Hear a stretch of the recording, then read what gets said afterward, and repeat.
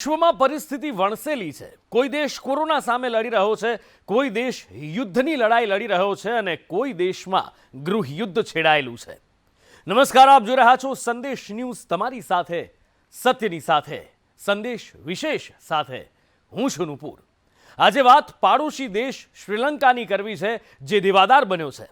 આર્થિક સંકટથી એવો પીસાયો છે કે પ્રજા ત્રસ્ત છે, નેતાઓ પરેશાન છે। નથી અન્ન, નથી રોજગાર, નથી દવા, નથી ઈંધણ, છે તો માત્ર અશાંતિ, તકલીફ અને પીડા।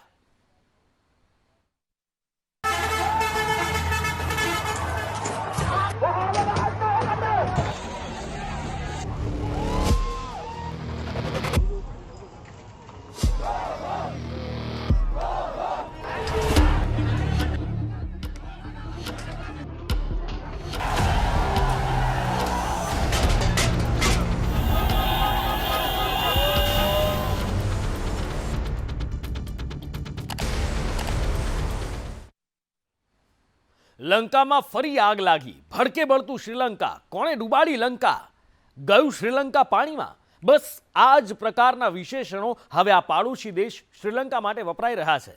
એક મહિનામાં 2 વખત આર્થિક કટોકટી જાહેર કરવી પડે એ એક દેશ જેની પરિસ્થિતિ કેટલી દારૂણ, કેટલી કરુણ હશે એ સમજી શકાય છે। શ્રીલંકા હાલ રીતસરનું સળગી રહ્યું છે, પ્રજા ત્રસ્ત છે, હિંસક પ્રદર્શન થઈ રહ્યા છે, દેશનો કોઈ રણીધણી નથી, અનાજનો એક દાણો નથી અને આ સુંદર દ્વીપ શ્રીલંકાને ખબર નહીં કોની નજર લાગી ગઈ છે। આગ ચંપી,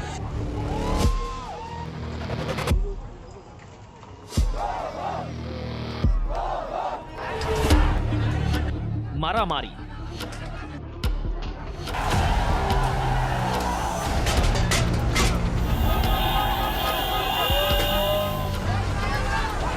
લૂંટફાટ, હિંસા,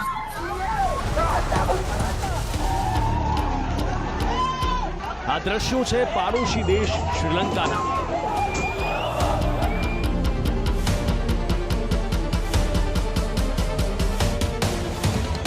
ભડકે બળતું શ્રીલંકા,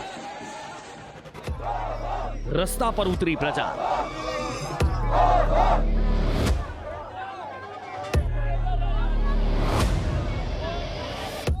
જનતામાં અપાર આક્રોશ, નેતાઓ પર ઠાલવ્યો રોષ।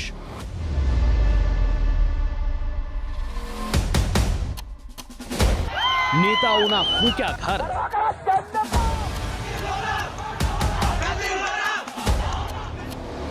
આર્થિક સંકટે કર્યા બરબાદ।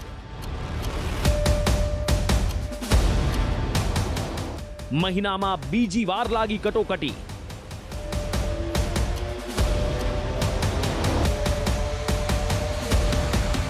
ગયું શ્રીલંકા પાણીમાં।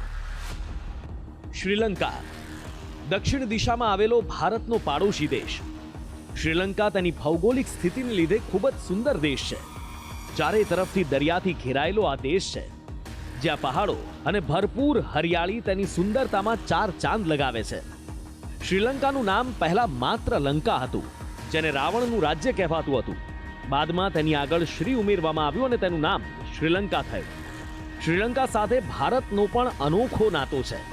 ભગવાન શ્રી રામે રાવણનો વધ કર્યો અને વિભીષણને રાજ સોંપ્યું। ભારત અને શ્રીલંકાને જોડતો પૌરાણિક પુલ રામ સેતુ આ વાતનો બોલતો પુરાવો છે। પરંતુ આ સુંદર દેશને ખબર નહીં કોની નજર લાગી ગઈ।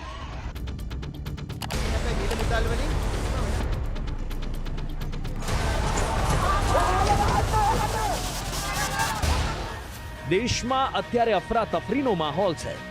જ્યાં જુઓ ત્યાં હિંસા જ હિંસા છે। કોઈના હાથમાં બેનર છે તો કોઈના મુખમાં અપશબ્દો છે, કોઈના હાથમાં મશાલો છે તો કોઈના હાથમાં હથિયારો છે। લૂંટફાટ, ચોરી, મારામારી, કાપા કાપીના જ દ્રશ્યો સામે આવી રહ્યા છે।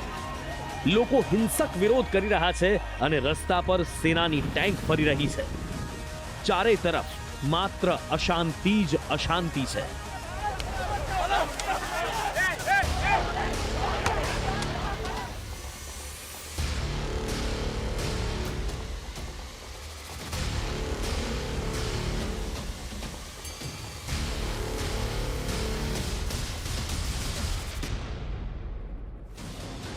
શ્રીલંકામાં હાલ સ્થિતિ એ હદે ખરાબ છે કે અનાજના ભંડાર ખાલી થઈ ગયા છે. પ્રજા એક એક દાણા માટે વલખા મારી રહી છે, મારામારી કરી રહી છે. દૂધ અને દવાનો જથ્થો પણ નથી. 16 કલાક સુધી વીજ કાપ રહે છે. દેશના તમામ એટીએમ ખાલી છે. રાંધણ ગેસ માટે લોકોએ લાંબી લાઈનોમાં ઊભા રહેવું પડે છે. પેટ્રોલ પંપ પર રોજ સવારે ભીડ જામે છે અને ઈંધણ માટે બબાલના દ્રશ્યો સામે આવે છે. મોટા ભાગના પેટ્રોલ પંપ પર પેટ્રોલ નથી. ઈંધણની ઉણપના પગલે દેશની અર્થવ્યવસ્થાને બ્રેક લાગી ગઈ છે. રસ્તા પર માત્ર એક જ નારા લાગી રહ્યા છે, ગો ગોટાબાયા ગો.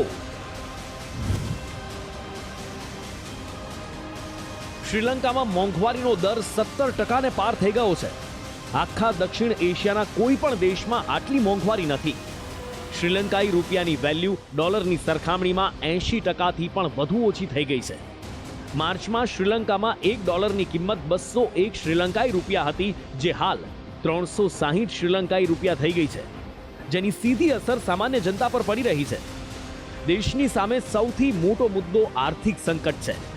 નાગરિકોને તેલ, ગેસ, દવા જેવી જીવન જરૂરિયાતની વસ્તુઓ નથી મળી રહી, જેના માટે શ્રીલંકા હાલ અન્ય દેશો પર નિર્ભર છે. લોકોમાં સૌથી વધુ નિરાશા તેમના નેતૃત્વને લઈને છે અને તેનો જ લોકો વિરોધ કરી રહ્યા છે.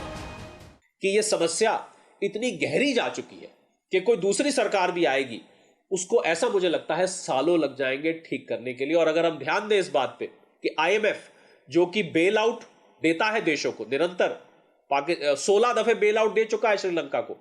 बेल आउट IMF देने में भी 3 महीने का समय मांगा है. क्यों मांगा है?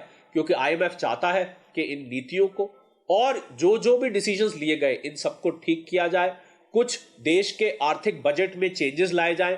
तो IMF ने एक तरह से पहले ये शर्तें रख दी हैं और इन शर्तों को रखने के लिए मुझे लग रहा है या तो कोई दूसरी सरकार आके करे, या ये सरकार तो प्रधानमंत्री तो रिजाइन कर चुके हैं, तो क्या ये राष्ट्रपति दूसरी सरकार लाके इन नीतियों को बदलेंगे? ये एक प्रश्न चिन्ह है. રાષ્ટ્રપતિ ગોટાબાયા રાજપક્ષે ટ્વિટર પર પ્રદર્શનકારીઓને શાંત રહેવા અપીલ કરી. નાગરિકો વિરુદ્ધ બદલાની ભાવનાથી હુમલો ન કરવા અપીલ કરી છે. સાથે જ આર્થિક સંકટ દૂર કરવા અને રાજનૈતિક સ્થિરતા લાવવાના પ્રયાસ કરવામાં આવશે એવી બાંયધરી પણ આપી છે. શ્રીલંકામાં કર્ફ્યુ હોવા છતાં સ્થિતિ બેકાબૂ છે. ટોળું વધુ ને વધુ હિંસક બની રહ્યું છે. કોલંબોમાં પ્રધાનમંત્રીના આધિકારિક નિવાસસ્થાન પાસે ટોળાએ પોલીસ અધિકારીને ધક્કે ચડાવ્યા. એટલું જ નહીં, તેમની પર હિંસક હુમલો પણ કર્યો. તેમના વાહનોને આગને હવાલે કરી દીધા. પ્રધાનમંત્રી મહિન્દા રાજપક્ષે દ્વારા રાજીનામું આપ્યા બાદ સ્થિતિ વધુ બેકાબૂ બની ગઈ છે. વિરોધ પ્રદર્શન વધુ ને વધુ ઉગ્ર બની રહ્યા છે. હિંસક પ્રદર્શન પર કાબૂ મેળવવા માટે રક્ષા મંત્રાલયે શૂટ એટ સાઇટના આદેશ આપી દીધા છે, જેના પગલે પોલીસ અને પ્રદર્શનકારીઓ વચ્ચે ઘર્ષણ વધી રહ્યું છે. બીજી તરફ પૂર્વ પ્રધાનમંત્રી શ્રીલંકામાં છે કે અન્ય કોઈ દેશમાં એ અસ્પષ્ટ છે. મહિન્દા રાજપક્ષેના રાજીનામા બાદ પણ પ્રદર્શનકારીઓનો ગુસ્સો શાંત નથી પડ્યો. પ્રદર્શનકારીઓએ રાજપક્ષેના પૈતૃક ઘરને આગ લગાવીને ફૂંકી મારી. અત્યાર સુધી 12થી વધુ મંત્રીઓના ઘર સળગાવી દીધા છે. એટલું જ નહીં, આ હિંસામાં 8 લોકોના મૃત્યુ થયા છે, જેમાં રાજપક્ષેની પાર્ટીના સાંસદનો પણ સમાવેશ થાય છે અને 200થી વધુ લોકો ઈજાગ્રસ્ત થયા છે. શ્રીલંકાની કથળતી સ્થિતિના પગલે ગૃહયુદ્ધની આશંકા વધી રહી છે. વિપક્ષી નેતાઓ મહિન્દાની ધરપકડની માંગ કરી રહ્યા છે. સોશિયલ મીડિયામાં એવી વાતો વહેતી થઈ છે કે મહિન્દા રાજપક્ષે પરિવાર સાથે ભારત ચાલ્યા ગયા છે, જેના પગલે શ્રીલંકામાં ભારતીય રાજદૂતે સ્પષ્ટતા કરી કે સોશિયલ મીડિયામાં ફેલાવવામાં આવી રહેલી વાત તદ્દન ખોટી, પાયાવિહોણી છે. જ્યારે ભારતે શ્રીલંકાની સ્થિતિ પર પહેલીવાર પ્રતિક્રિયા આપી છે.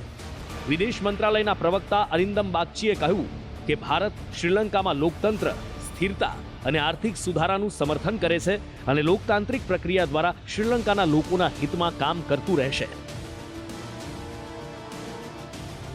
શ્રીલંકાને આર્થિક સંકટમાંથી બહાર લાવવા માટે ભારત પોતાની પાડોશી પહેલા નીતિથી મદદ કરી રહ્યું છે.